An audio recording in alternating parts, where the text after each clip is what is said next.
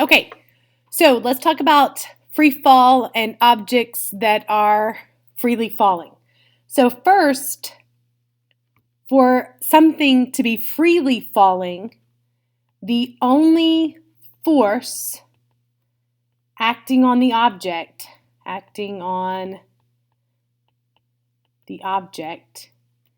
is gravity. Okay?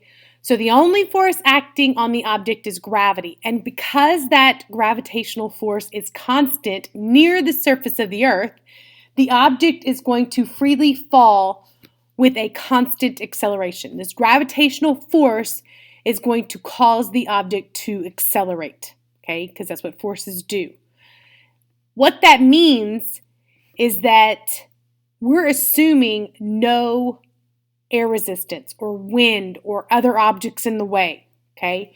So we're going to assume here what we call negligible friction or air resistance.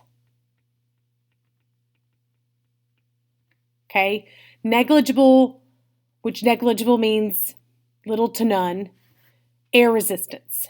So the only force acting on the object is gravity, okay? Now, this is really hard to reproduce in the real world because there's air, right? So most of the time, objects freely fall in a vacuum. But if we have a tiny object falling in the real world, we can say that there's little to no air resistance, especially if it's not falling for very long or very far, okay?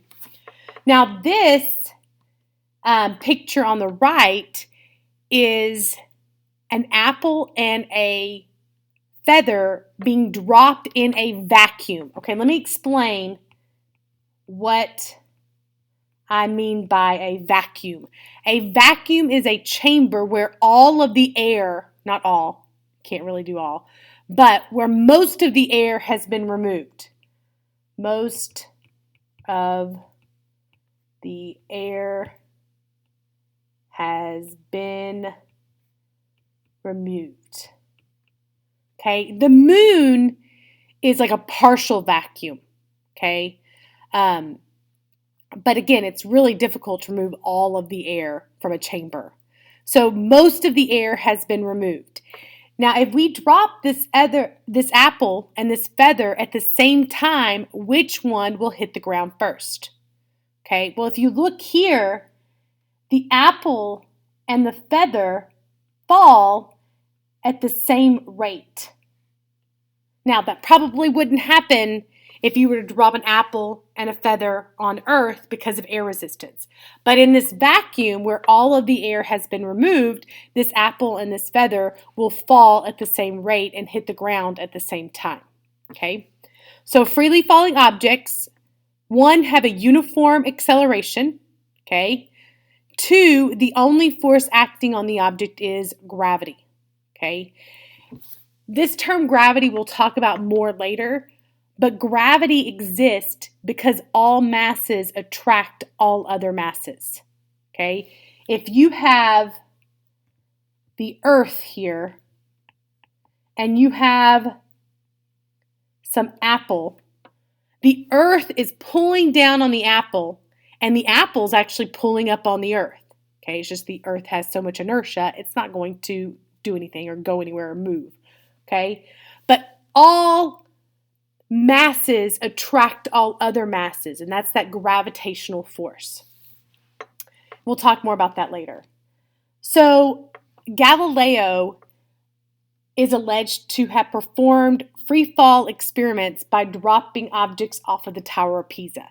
So, before Galileo's time, you had Aristotle. And Aristotle believed that the heavier the object, the faster it fell, which you could kind of see why he might have thought that if he was just basing his hypothesis on everyday experiences.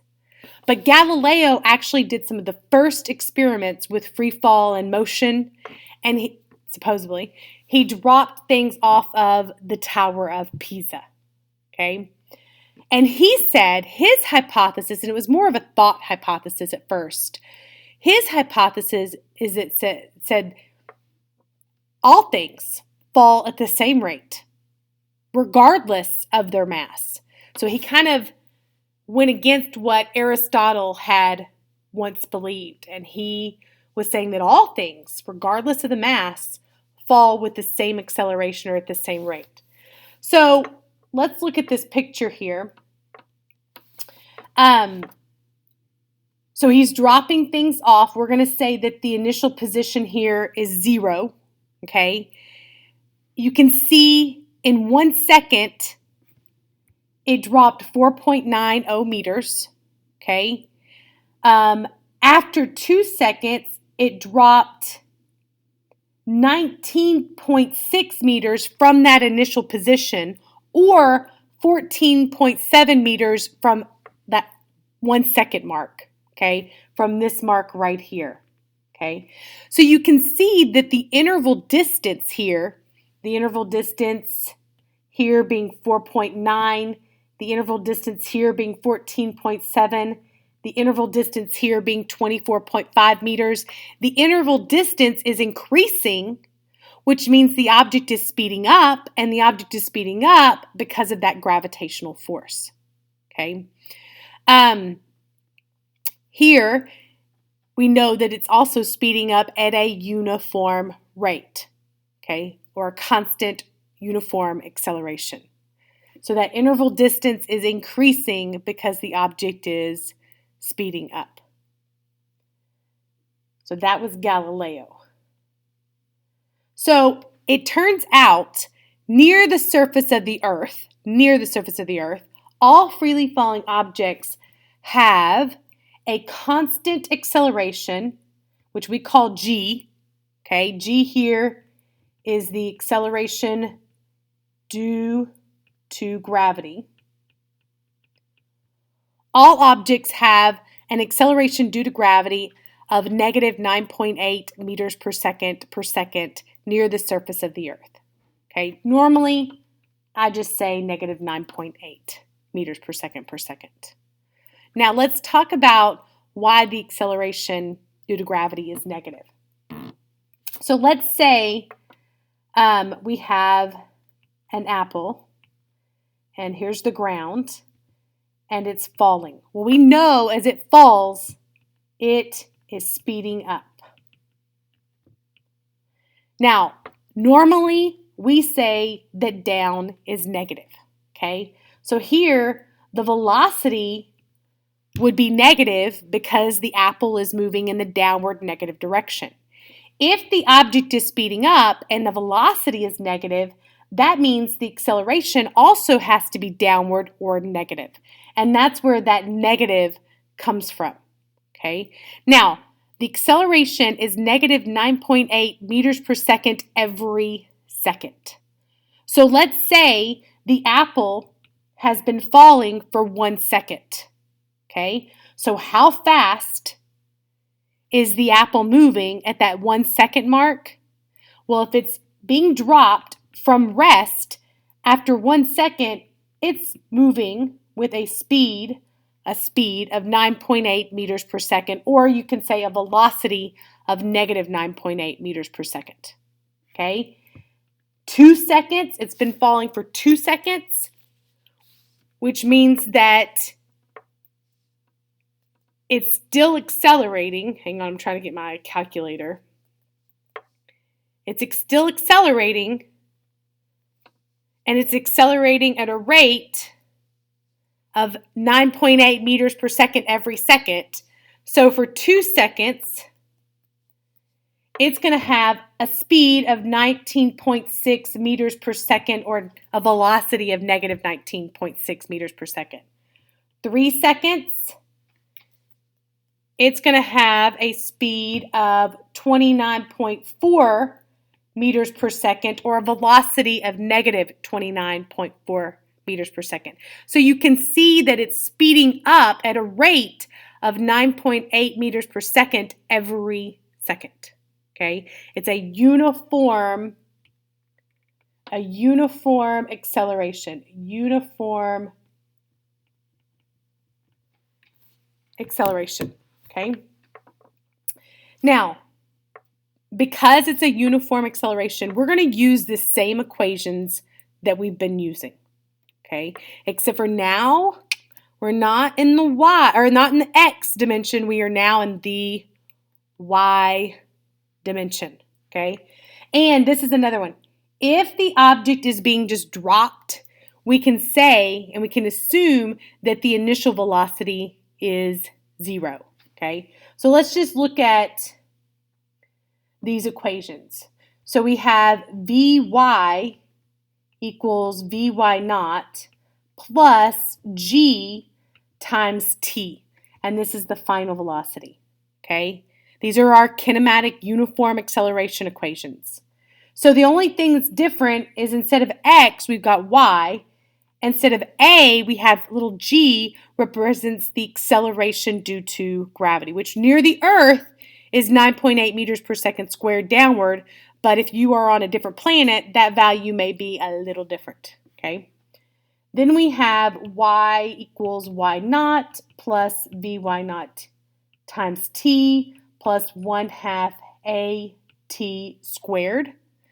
We have Vyf squared equals Vy naught squared plus 2g y minus y naught, or delta y.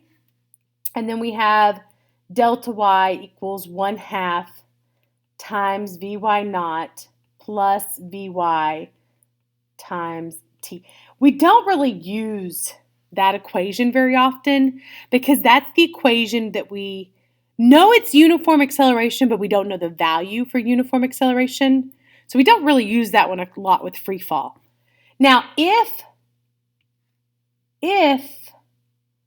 the initial velocity is 0, it changes these equations a little bit. So if the initial velocity is 0, this is just the final velocity equals the acceleration due to gravity times t. This one is delta y equals 1/2 g times t squared. I just moved y naught over there for delta y. And then this one becomes Vyf squared equals 2g delta y. So these equations look a little different if the object is dropped and the initial velocity is 0. Last thing I want to point out, when it asks for the final speed or velocity, that's not 0. Okay, so some people go, well, it comes to a rest or comes to a stop when it hits the ground. But when it asks for the final velocity or speed, it's asking for right as it hits the ground, what is the instantaneous velocity or speed, okay? All right, so watch the next video because I'm going to work through a problem with you.